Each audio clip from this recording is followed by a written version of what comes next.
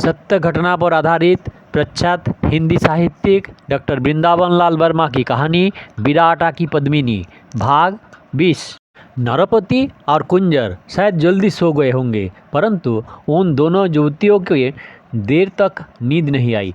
धीरे धीरे बातें करती रही। गोमती ने कहा, यह तो उनके बैरी का आदमी निकला, क्या इसका यहाँ अधिक टिकना अच्छा होगा? यह मंदिर है, कुमुद ने उत्तर दिया। यहाँ कोई भी ठहर सकता है, किसी को मना ही नहीं, चाहे जितने दिन। इसके विषय में मैं कुछ नहीं कह सकती, काकाऊजू जाने। काकाऊजू ने उसे वचन सा दिया, यहाँ के राजा यदि महाराज के विरुद्ध हथियार उठावे भी तो उनका कुछ बिगड़ नहीं। देवी का वरदान उनके लिए है, परंतु काकाऊजू का साथ देना मुझे भयभीत करता है। अपनी अपनी सी सभी करते हैं। काकाऊजू ने इस सैनिक को यहाँ के राजा के पास पहुँचा देने की सहायता के लिए अनुरोध मात्र का वचन दिया है। इससे आगे और बात से उन्हें प्रयोजन ही क्या है? गोमती की घबराहट इससे शांत न हुई। विनयपूर्वक बोली, परंतु यह देवी से भी प्रार्थना करेंगे, इनसे उन्हें क्या कोई रोक सकेंगे? देवी से प्रार्थना यह नहीं करते। कुमुद ने रूखेपन के साथ कहा, जो कुछ करना होता है वह मेरे द्वारा कहा जाता है। गोमती चुप हो गई। थोड़ी देर से सन्नाटा रहा, फिर बोली, क्या सो गई? अभी नहीं, उत्तर मिला। अपराध क्षमा हो तो एक बात कहूँ, कहो। न मालूम क्यों मेरे मन में रह रह कर खटका उत्पन्न हो रहा है कि यह मनुष्य मेरे अनिष्ट का कारण होगा। तुम्हारा भय भ्रम से उत्पन्न हुआ है, जैसे सब तरह के भयों का मूल कारण किसी न किसी प्रकार का भ्रम होता है।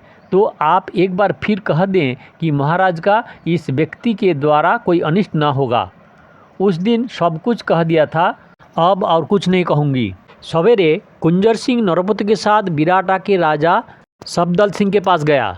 राजा ने स्पष्ट इनकार तो नहीं किया, परंतु नरपति के बहुत हट करने पर कहा, देवी जी की कृपा से काम बनने की आशा करनी चाहिए, परंतु भरोसा पक्का उस समय दिला सकूंगा जब यह निश्चय हो जाए कि कल्पी के नवाब की सहायता बिना आपके कुमार दलीप नगर के राजा की शक्ति का सफलतापूर्वक सामना कर सकते हैं।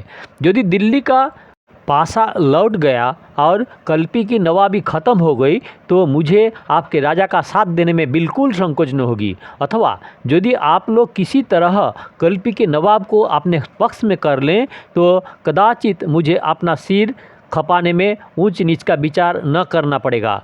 कुंजर सिंह बोला, कल्पी का नवाब दलीप नगर पर धावा अवश्य करेगा, परंतु वह अपने स्वार्थ के लिए करेंगे। तब ऐसा दशा में आपको कुछ दिन बल एकत्र करने और चुपचाप अवस्था देखने में बिताए पड़ेगी।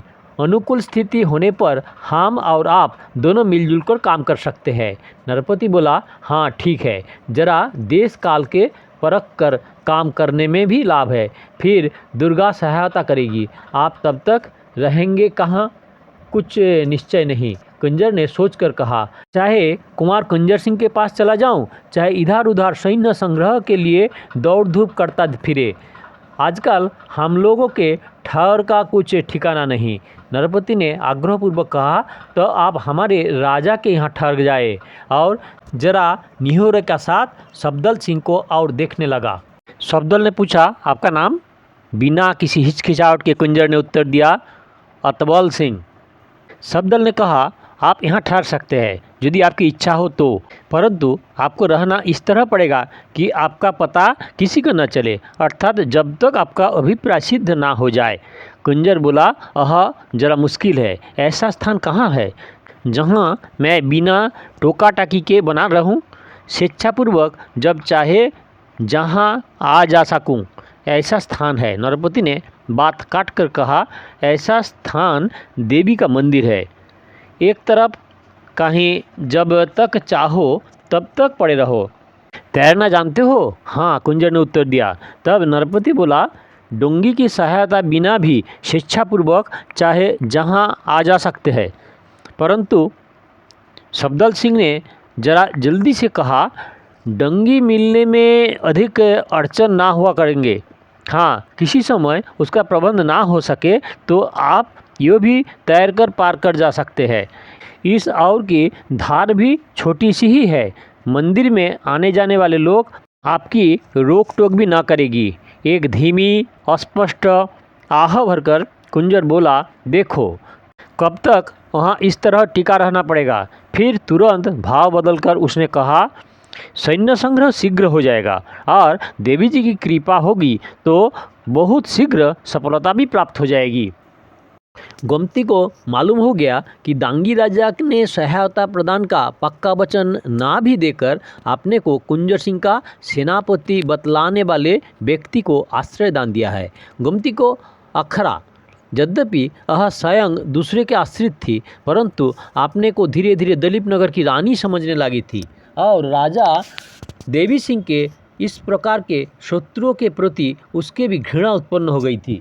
यदि दांगी राजा ने बिल्कुल नहीं कर दी होती अथवा स्पष्ट रूप से पूरी सहायता देने का वचन दिया होता तो वह भयभीत भाले ही बनी रहती, किंतु उस अवस्था में घृणा व भयंकर भाव उदय न होते।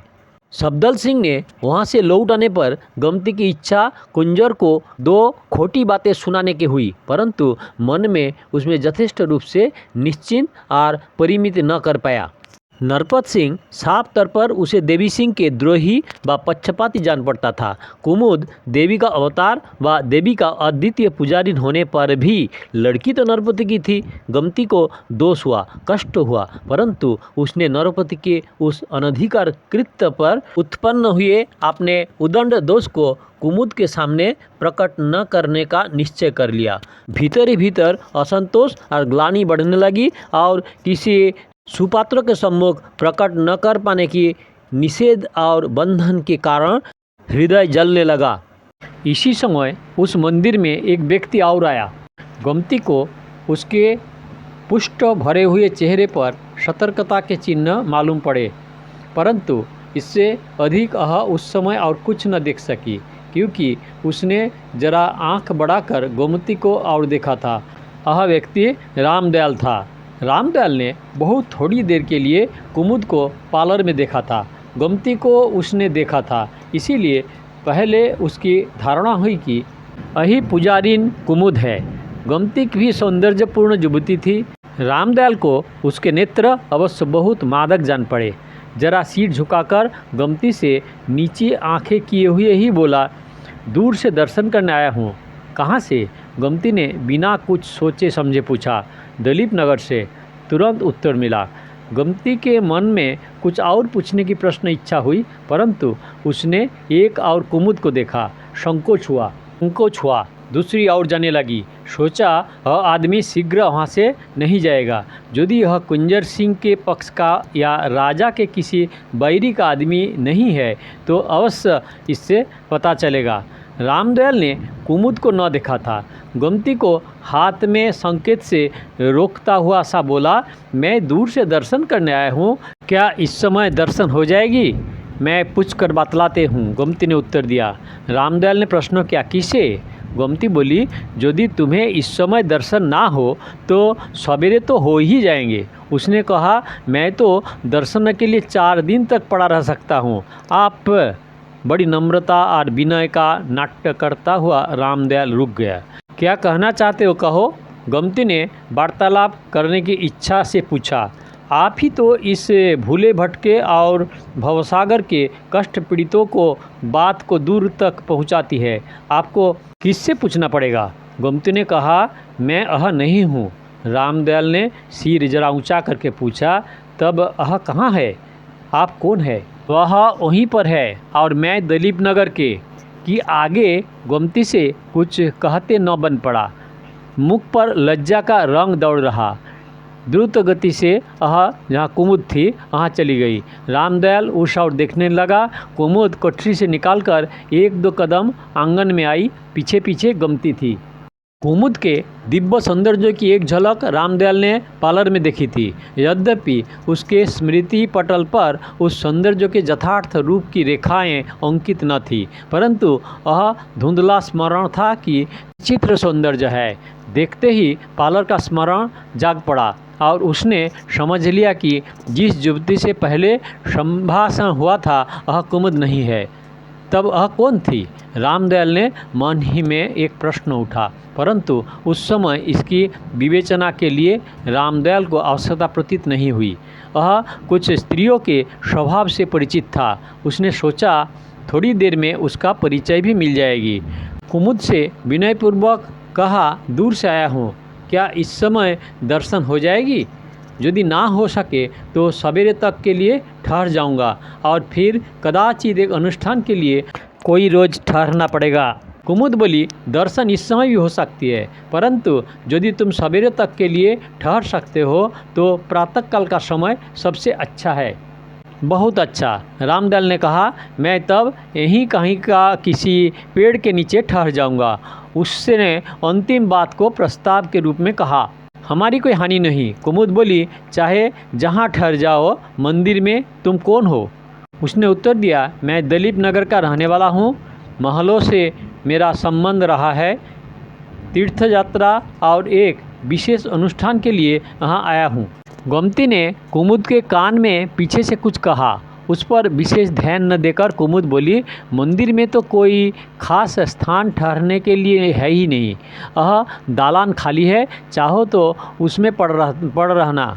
यदि बाहर ठहरने की इच्छा हो तो ऐसा कर सकते हो। गोमती किसी आग्रह की दृष्टि से रामदयाल की और कुमुद के पीछे से देख रही थी। रामदयाल ने कहा, मैं दालान में ही ठहर जाऊंगा, बाहर अकेले जरा बुरा मालूम पड़ेगा। इसके बाद ये दोनों लड़कियां मंदिर के एक दूसरे भाग में चली गई। वहां जाकर कुमुद ने गोमती से कहा, तुम्हें कभी कभी बड़ी उतावली हो जाती है। इस समय उस राहे थके आदमी से दलीप नगर के विषय में कुछ नहीं पूछना चाहिए। फिर किसी समय देख लेना। मैं पूछा लूँ उससे, किसी समय पूछा लेना, मुझे उससे कोई आपत्ति नहीं। उधर रामदयाल ने दालान में एक अंधेरे के कोने में अपना डेरा डाल दिया। उस समय मंदिर में नरपत सिंह नहीं था, परंतु कुंजर सिंह अपनी कठरी में था। उसने रामदयाल के कंठ को पहचान लिया। सन्नाटे में आकर अपनी कठरी में ही बैठा रहा। थोड़ी देर में अपने ही संभाल कर बाहर निकला। उस समय रामदयाल दालान के उस कोने में अपना डेरा डाल रखा था। पहचान लिया। रामदयाल ने नहीं देख पाया। कुंजर अपनी कोठरी में लौट आया। डॉक्टर वृंदावन लाल वर्मा की कहानी विराटा की पद्मिनी का 20वां भाग का समाप्ति। दया करके सब्सक्राइब करें, लाइक करें, शेयर करें और पिछले वीडियो देखना है तो काकन बॉक्स में क्लिक करें, वीडियो देखें। अगले वीडियो के लिए अपेक्षा करें।